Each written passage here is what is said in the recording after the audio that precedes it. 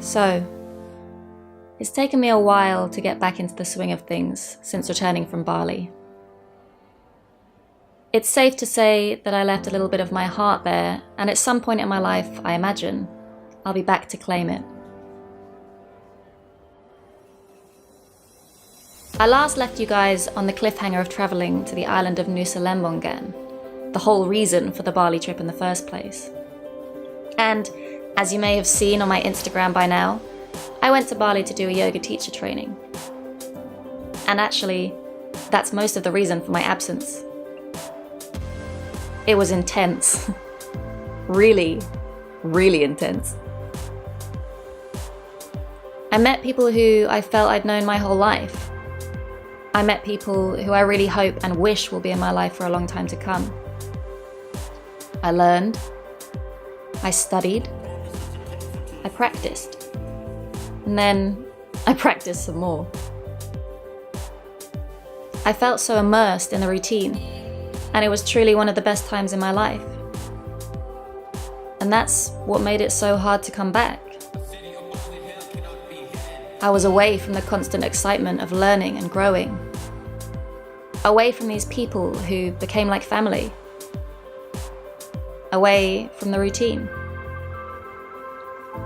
Away from the fresh, delicious, vegan whole foods that, even though limited option-wise, were delicious and kept me feeling amazing. Away from the plethora of little pups to have daily cuddles with. Away from some of the most inspiring, incredible people I've ever met. Away from constantly socializing and sharing, offline and not through a screen. Away from what had become my absolute bliss. And honestly, coming back was quite the struggle for me. I was back to what I suppose I perceived to be the somewhat mundane reality of my normal life. Back to having half-assed conversations with people because they don't really actually care about the answer to the question. They just asked for formality. Just back to reality.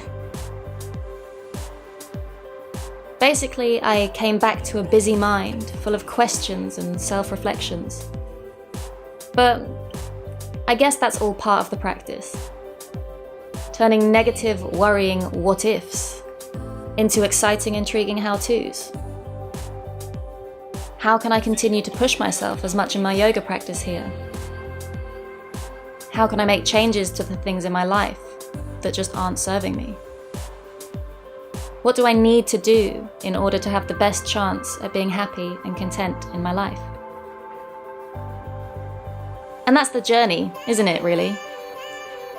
I was so terrified and anxious before starting the yoga course, and it turned out to be the most amazing, fantastic, life-changing experience. And yeah, coming back has been a bit of a slap in the face. A massive slap in the face adjustment, but it's a slap in the face that I needed to learn how to handle. I just need to ride the wave, and if I fall off from time to time, or even every time, I just need to get back on and keep flying. So thank you for sticking with me. I hope you continue with me as I answer these questions and try to move on my journey, my life journey, my yoga journey, my YouTube journey.